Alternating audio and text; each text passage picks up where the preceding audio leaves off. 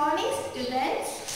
आज अपन करेंगे chapter 4 heat and flow of heat. इसमें आपको ट्रांसफर ऑफ हीट बता दिया था।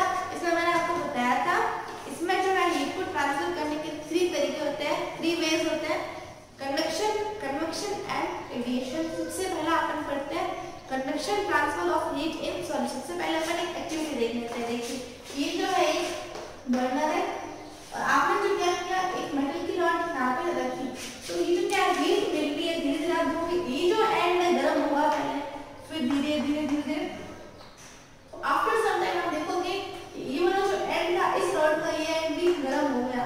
तो ये क्या हुआ, कंडक्शन हुआ। देखिए जो हीट थी एक एंड से दूसरे एंड में आ गई। तो ये जो अपन ने जो ये रॉड लिया है किस स्टेट में, ये सॉलिड स्टेट में होते हैं और सॉलिड के अंदर जो मॉलिक्यूल्स होते हैं वो टाइटली पैक्ड होते हैं।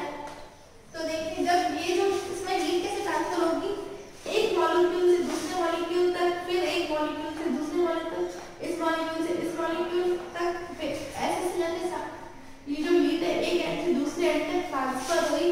इस प्रोसेस को आप कंडक्शन कहते हैं। इसकी डेफिनेशन होगी the process of transfer of heat energy in solids without actual movement of particles from their position is called conduction। ये था कंडक्शन।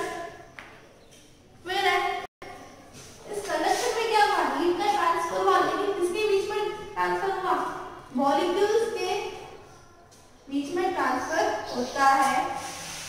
फिर है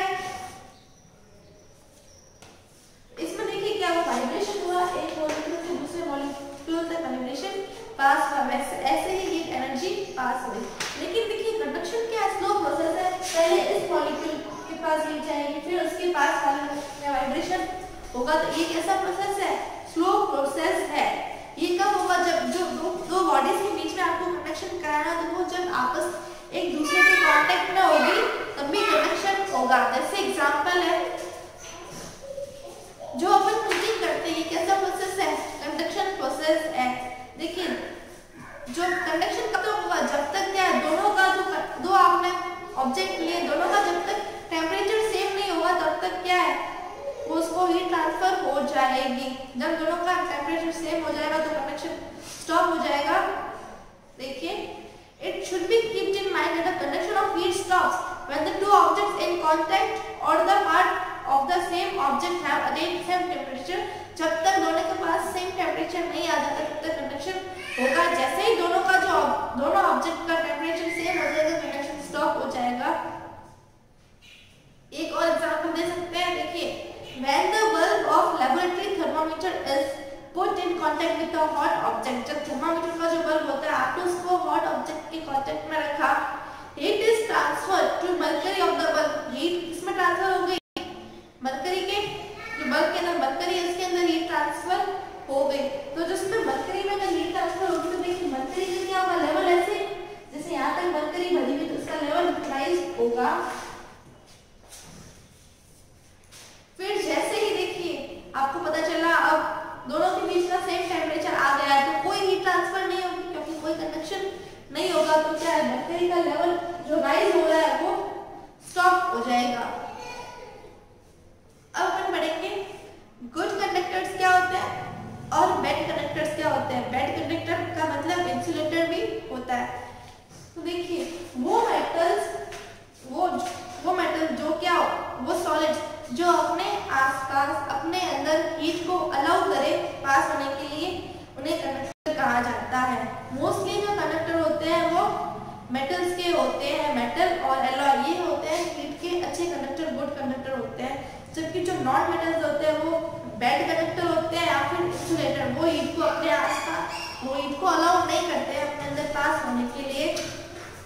तो देखिए आपने क्या किया, एक मेटल स्पून पकड़ा, अपन मेटल की बात कर रहे हैं, एक मेटल स्पून पकड़ा और आपने सिर्फ गैस का बर्नर ऑन किया और उसको स्पून को उधर इसके ऊपर रख दिया, तो आपने देखा कि स्पून गर्म हो रहा है, साथ में आपका क्या हाथ भी जलने लगेगा क्योंकि क्या है वो मेटल है और वो हीट को अपने पास अलाउ कर रहा है, हीट को पास कर रहा है, इसीलिए वो क्या हुआ, कंडक्टर हुआ।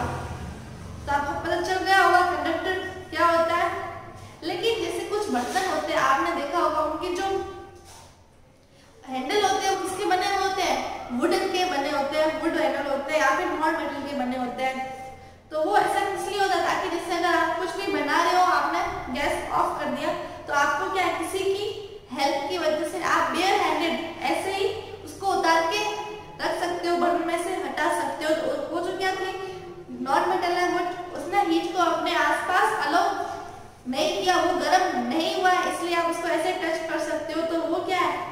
बैड कंडक्टर या फिर इंसुलेटर कह सकते हैं। तो कंडक्टर की देखिए डेफिनेशन क्या बनी, materials which allow heat to connect through them easily are called conductors or good conductor of heat।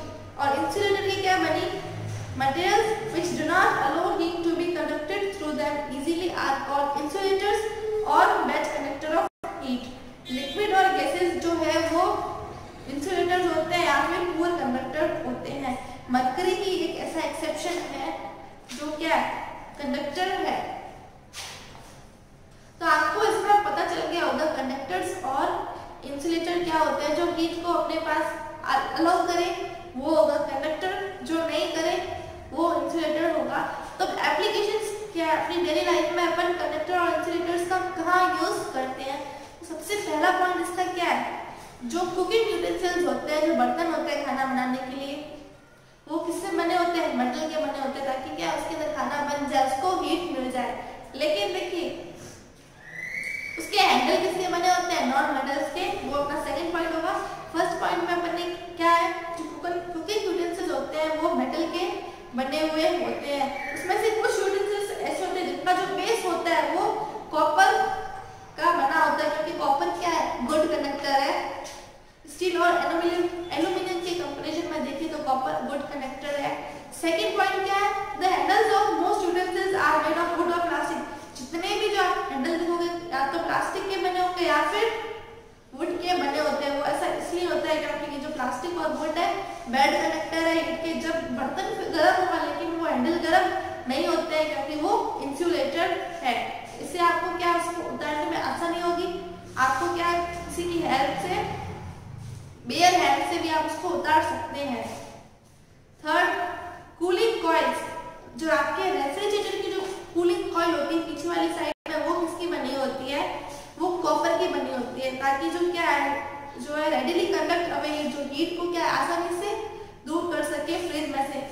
इसीलिए उसकी जो पीछे वाली कॉइल होती है वो कॉपर की बनी होती है। फोर्थ है, तो देखिए जब जैसे आपने कहा कि आपका जो फ्रिज होता है ठंडा होता है, तो उसके अंदर क्या लगाया जाता है, उसके डोर्स होते हैं, इंसुलेटर होता है। Wall and door of refrigerator have two layer insulating material between them. जो रेफ्रिजरेटर की वॉल और डोर होता है उसको इंसुलेटर मटेरियल होता है, क्योंकि जो आपका फ्रिज ठंडा है नहीं उसके अंदर से हीट आ सके और नहीं जो उसकी हीट उसके अंदर नहीं हीट आ सकती और नहीं हीट उसके अंदर से जा सके, इसलिए वो इंसुलेटिंग मटेरियल होता है। इसलिए आपका फ्रिज हमेशा ठंडा रहता है, बाहर की गर्म हवा आपके फ्रिज में नहीं आ पाती है।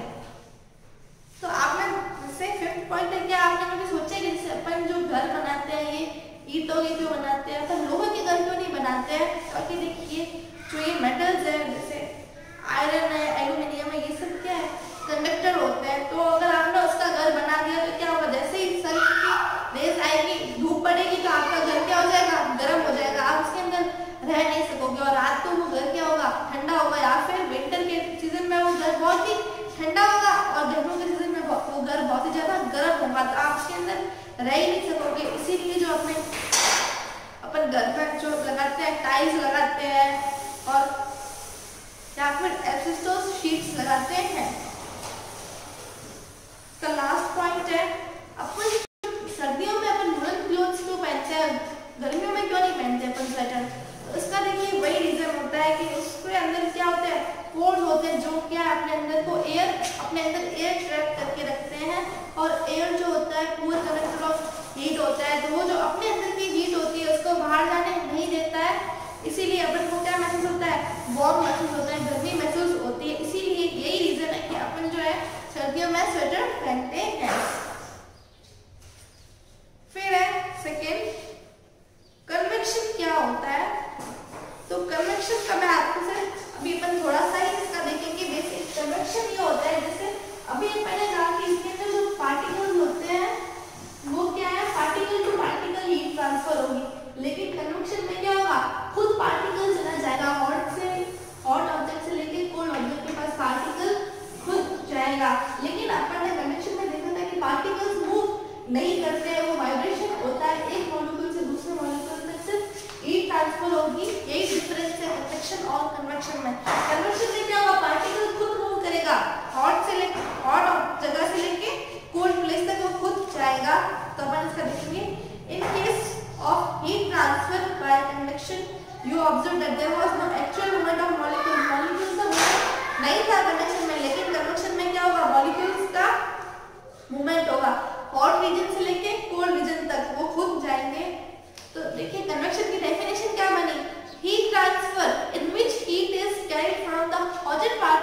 substance to its polar part by actual movement of hot particles and it is called convection. Convection requires mobile molecules. इसके अंदर molecules कैसे होने चाहिए जो मोबाइल मतलब मूव करते हो.